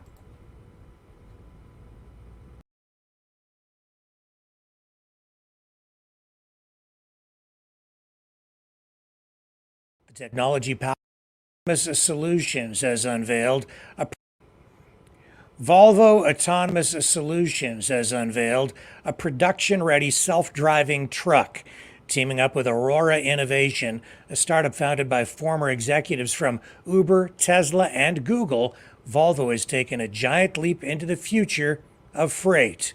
This new semi-truck is based on a specially designed version of Volvo's VNL Class 8 long-haul semi, equipped with Aurora's advanced self-driving hardware and software. The technology powering this marvel is known as Aurora Driver, a Level 4 autonomous system. It uses a mix of AI software, computers, cameras, imaging radar, sensors, and LiDAR to navigate our roads. Aurora has already tested its system on 1.5 million miles of public roads and billions more in a virtual environment. But what do the numbers say? A recent study found that 68% of Americans fear self-driving technology, while only 9% trust it. Despite this, the Chief Product Officer at Volvo Autonomous Solutions assures us that safety is a top priority. Our redundant perception system enables the Aurora Driver to identify and respond to unusual objects. So on the image on the right here, or on the left, I'm sorry, there's a helicopter being towed down the road on a truck. I think we've seen this exactly once. It doesn't occur very often. And what you can see is that the primary perception system identifies this and sees it as it should, as a truck and a trailer. And we're able to track, and that's the blue box. But we also have the backup system detecting it.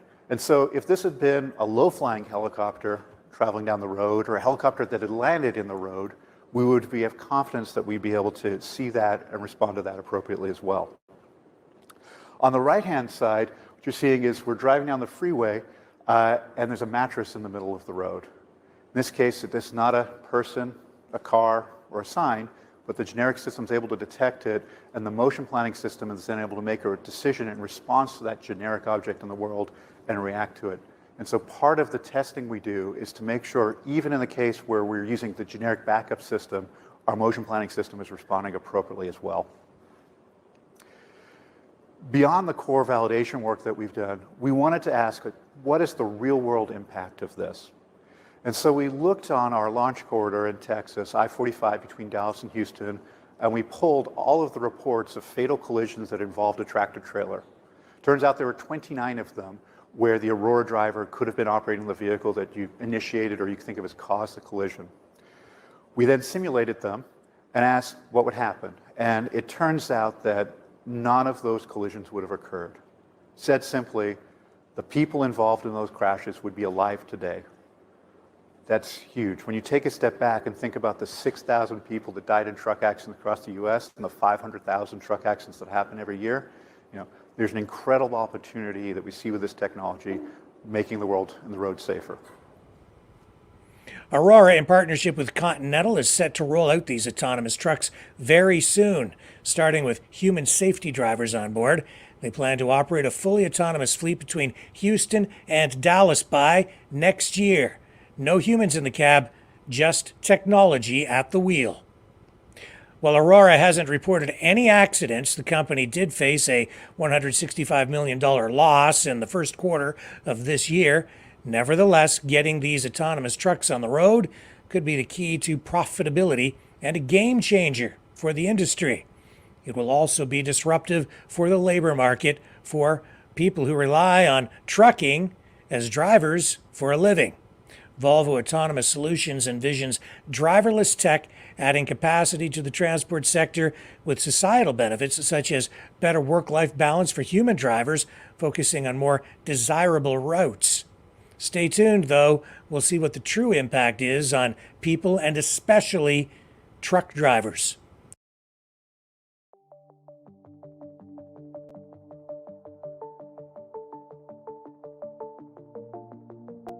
Greetings, brave Mavericks. Our quest for truth continues. We go beyond fake news. Together we expose propaganda. Together we pull others out of rabbit holes. We are maverick thinkers. We are all unique individuals, defenders of individual rights and freedoms, credible, trusted, grounded in reality. Maverick News, Maverick News. Defending free speech, free speech. Donate at freedomreporters.com. Do it now. Tomorrow may be too late. Maverick News. The world is watching.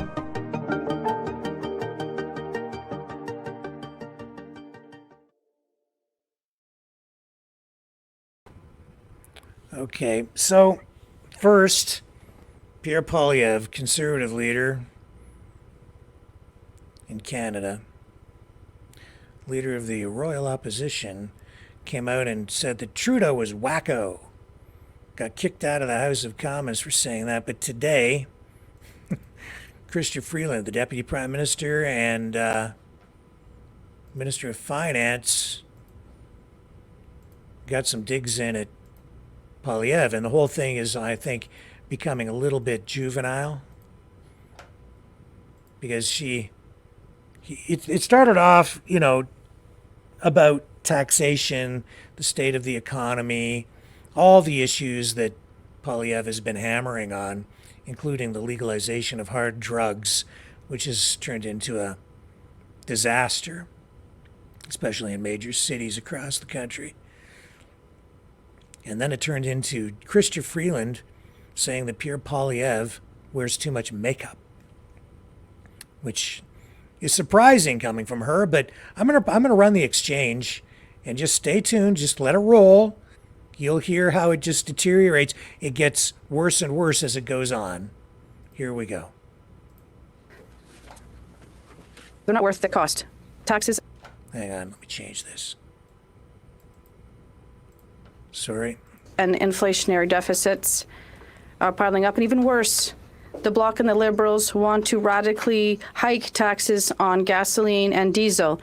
When 25 countries have cut gas taxes and Western provinces have cut tax and were able to bring down prices at the pumps and lower inflation in terms of other provinces, how come the PM cannot follow my common sense plan to eliminate taxes until Labor Day? The Honourable Deputy Prime Minister, Minister of Finance, Mr. Speaker, I'm so happy that the Conservative leader raised the question of inflation, because it gives me the opportunity today to share great news with Canadians.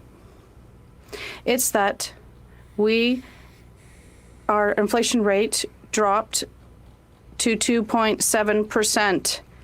This is the lowest level in 3 years, and it's thanks to our responsible plan for the budget. The Honourable Leader of the Opposition.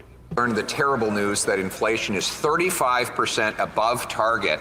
Again, after 8 years, this Prime Minister is not worth the cost of debt interest. And they can't do basic math over there. The 0.7 is actually a third higher than the 2% target. They're patting themselves on the back when they realize that Canadians can't afford to eat, heat, and house themselves. So why don't they, instead of quadrupling the carbon tax on the backs of Canadians, why don't they follow our common sense plan to suspend all gas and diesel tax until Labor Day? The Honourable Deputy Prime Minister and Minister of Finance. Mr. Speaker, the Conservative leader has quite proudly and publicly called for the Governor of the Bank of Canada to be fired. But maybe it's the Conservative leader who should lose his job, because he just revealed his astonishing ignorance of the Bank of Canada's inflation target. The Bank of Canada has a target of between 1% and 3%. And for 4 months in a row, inflation in Canada has been within that target. The Honourable Leader of the Opposition. The minister doesn't even know that the target is 2%, and perhaps one of the reasons why she's missing the target because she doesn't know what it is. It's the same thing with interest rates that we're paying on national debt. They've said that doubling national debt is an issue because the interest rates were so low. That's why I suggested setting the rate with 10 or 30 years with bond rates when the rates were so low, like we do with mortgages. But the incompetent minister did not do this, and now we're going to pay more interest on the $400 billion that will be renewed this year. Why? The Honourable Minister of Finance. Mr. Speaker, the reality is that the Conservative leader is very incompetent. The only thing that he plans to do, rather, is to criticize Canada and Canadians, to criticize our wonderful country. The reality is that the inflation rate is down to 2.7%. This is very successful for our country, and all members should be happy with this. Thank you. The Honourable Leader of the Opposition.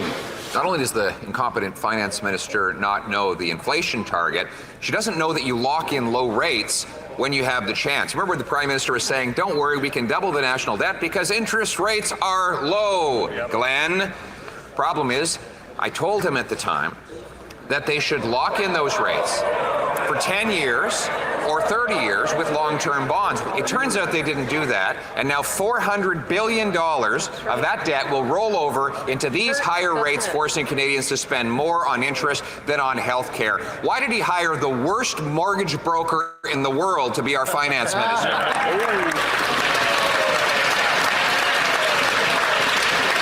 The Honourable Deputy Prime Minister and Minister of Finance. It's clear that the Conservative leader is in a grouchy mood today. And I think we all know why. Now it's deteriorating. The only thing he knows how to do is talk down Canada. And what he just cannot bear is the reality that thanks to our fiscally responsible economic plan, inflation is at a 3-year low. That's right. Inflation has been within the Bank of Canada for 4 months in a row. That's good news for Canada and Canadians. That's right. The Honourable Leader of the Opposition. Think that you pay down debt by borrowing more, that you stop inflation by printing money, and that you fight the drug overdose crisis by legalizing hard drugs. So at least they're consistent in their irrationality, Mr. Speaker. But now they've been forced to backtrack right before the election on their legalization of hard drugs because Canadians are revolting against the policy. Today we have a motion that will be voted in the House to permanently ban hard drugs. Will this government vote for that motion, or will they admit that they plan to legalize drugs again after the next election?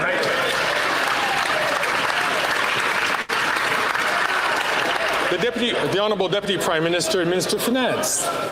Mr. Speaker, the Conservative leader is wearing more makeup than I am today. Now, I think it's wonderful. ask colleagues.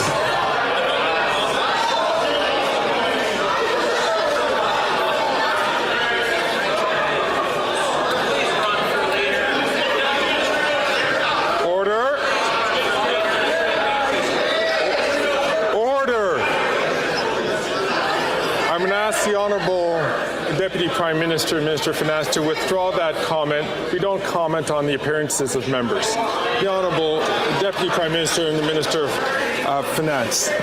Mr. Speaker, I'm sorry, I withdraw that comment. Can continue with her. She has 25 seconds left on the clock for her answer.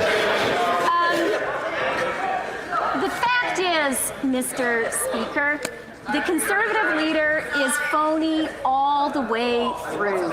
He is phony when it comes to his concern about the economy. All he can do is talk our country down. And he is phony when he talks about his concern about the opioids crisis. He tries to score cheap partisan points. It's just not right, Mr. Speaker. That's right.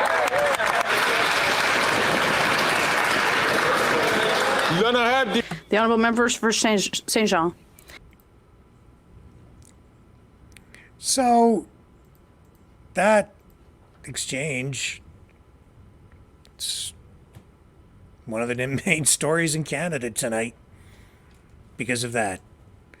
It just shows that even as we're fighting wars and dealing with the strangest kind of, well, we just have so many other things to worry about, but that, it's just soap opera style, high school, playground, juvenile conflict in the House. That's what gets all the attention. It's I don't know if it bodes well for the future or not. Hang on, I'll come right back and we'll dig into some other stuff on the other side. Feel the vibrations.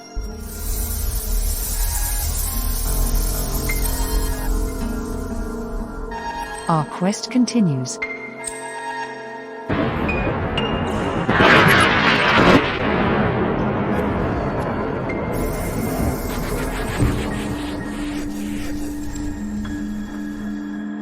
The truth is out there.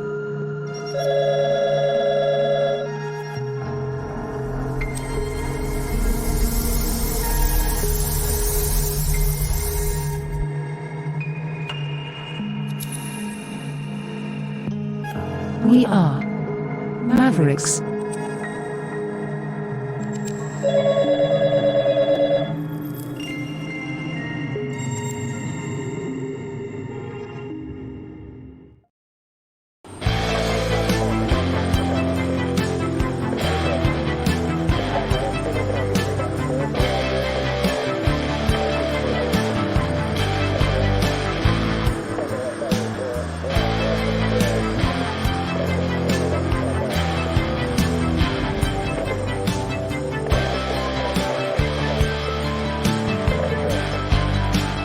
Maverick News. Fighting for freedom. So over the weekend there was, in fact yesterday, confrontation between pro-Palestinian protesters on the streets of Montreal and police. This is what it looked like.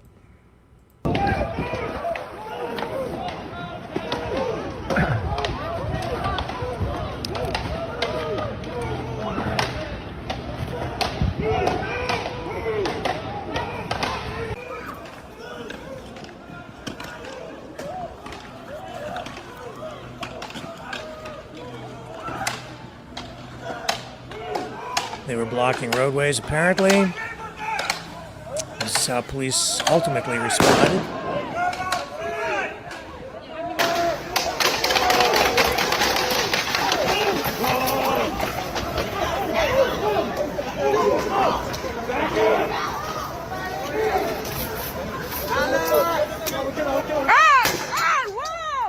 T'es malade, si! Fuck!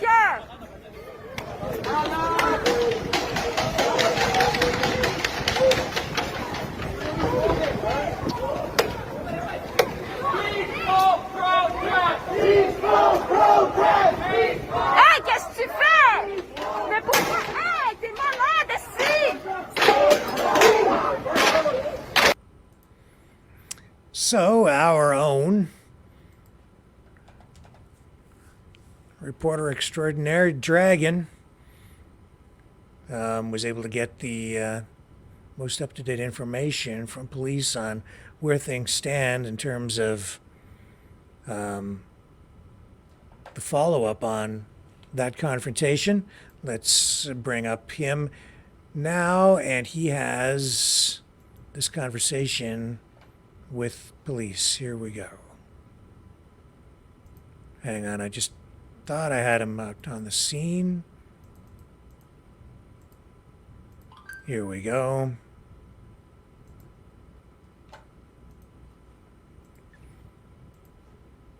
And here we go. And I'm going. What's up, guys? I'm recording for Maverick News. And I'm going to call actually the SPVM. Yeah, the police of Montreal, to ask them some question about what happened yesterday at UQAM. And yeah, let's do this. Hi, my name is Ian, and I'm calling actually for Maverick Media. And I have a few questions actually about what happened yesterday in UQAM. Actually, what happened? I want to know.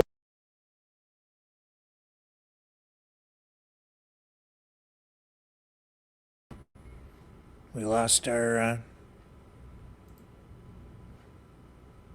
things got a little bit hairy there for Dragon. Let's see if we can get this thing re-queued.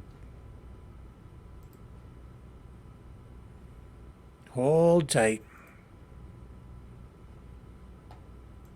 There we go. Ian, and I'm calling actually for Maverick Media. And I have a few questions actually about what happened yesterday in UQAM. Actually, what happened? I want to know. This is not working well. Hang on again. I'm going to take a break. We'll get it sorted out here for you. Let me just roll a little promo here and we'll get this sorted out. Hello, world. Are you awake?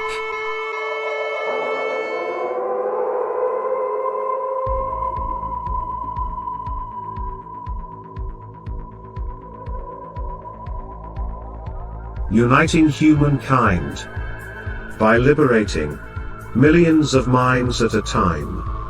Maverick News. The world is watching.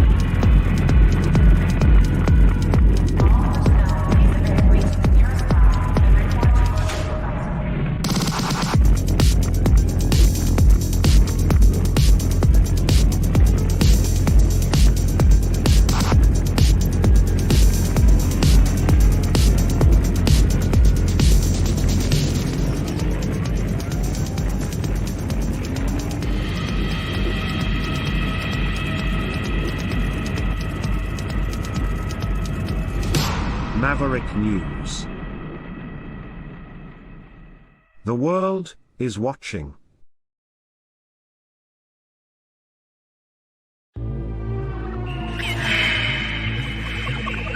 Fighting the Great Reset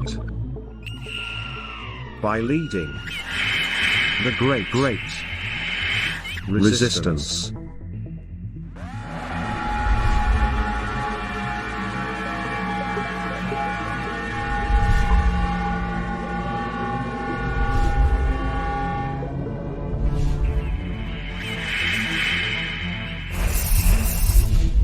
Maverick News. The antivirus programs for your mind.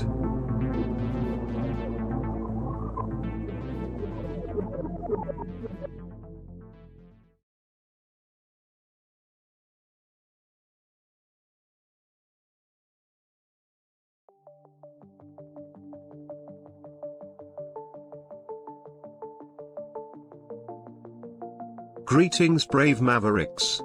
Our quest for truth continues. We go beyond fake news. Together we expose propaganda. Together we pull others out of rabbit holes. We are maverick thinkers. We are all unique individuals, defenders of individual rights and freedoms, credible, trusted, grounded in reality. Maverick News, Maverick News. Defending free speech, free speech. Donate at freedomreporters.com. Do it now. Tomorrow may be too late. Maverick News. The world is watching.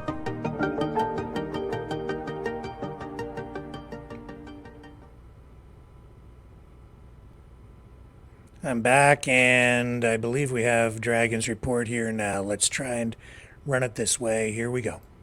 What's up, guys? I'm recording for Maverick News, and I'm going to call actually the SPVM, the police of Montreal, to ask them some question about what happened yesterday at UQAM, and let's do this.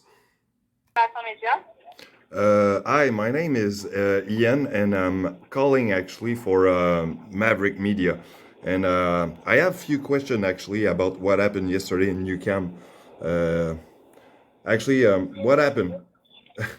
I want to know what was happening yesterday.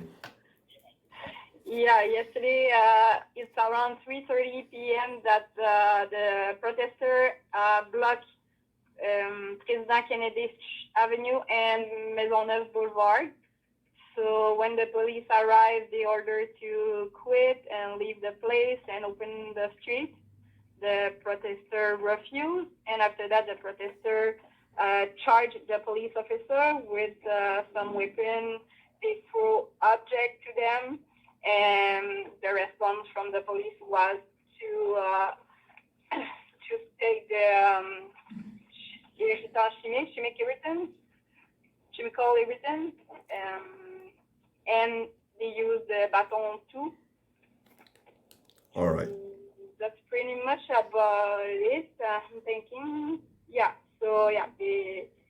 because the protester didn't want to leave, and they didn't want to process at the order that what police officer said.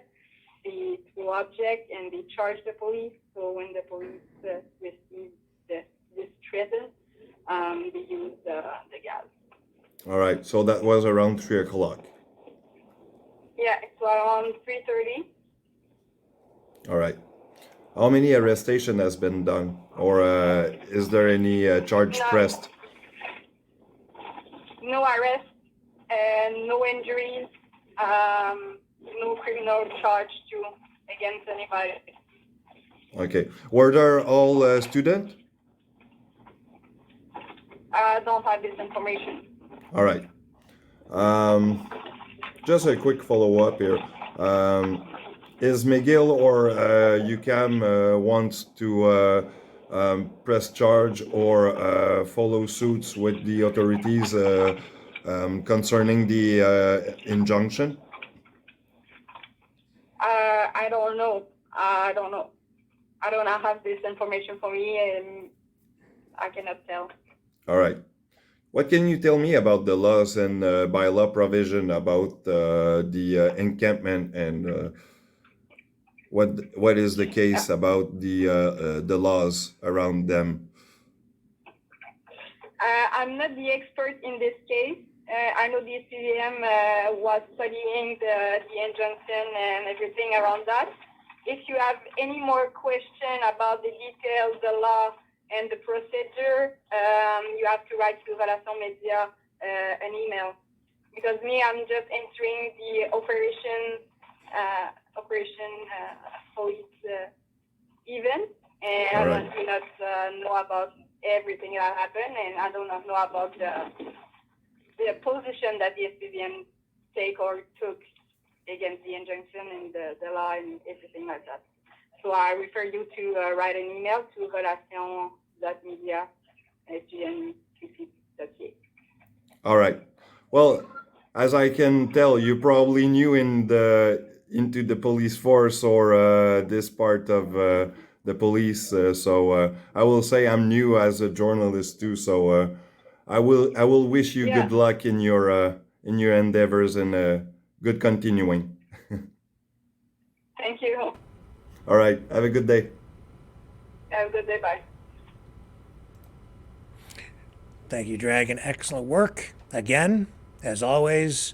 And thank you to Montreal Police for providing that information. Greatly appreciated. And we look forward to continuing to work with them to get you guys the facts from all sides. And then, it's a crazy news day, right? It's a crazy time. It's so crazy some people ride bicycles around with refrigerators on their heads. Yes, they do. This guy does. Check this out. I don't know. It's just... How do you do that? I don't know how you do that. I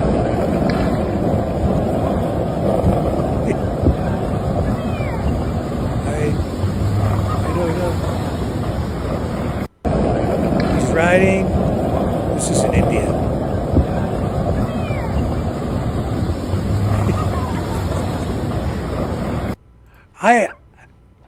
How do you do that? And that thing, that refrigerator, that has not been gutted. That has the compressor, the coil, everything, all the stuff that weighs a ton is still in it. And it's on his head. I can't lift a refrigerator on my own. He's riding around on a bike.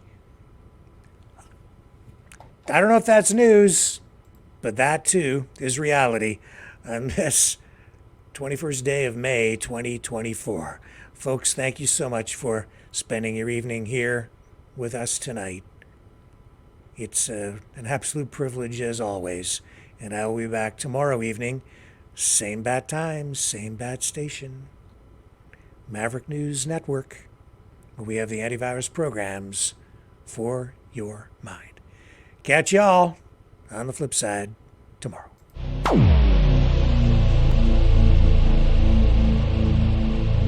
This has been a Maverick Multimedia production.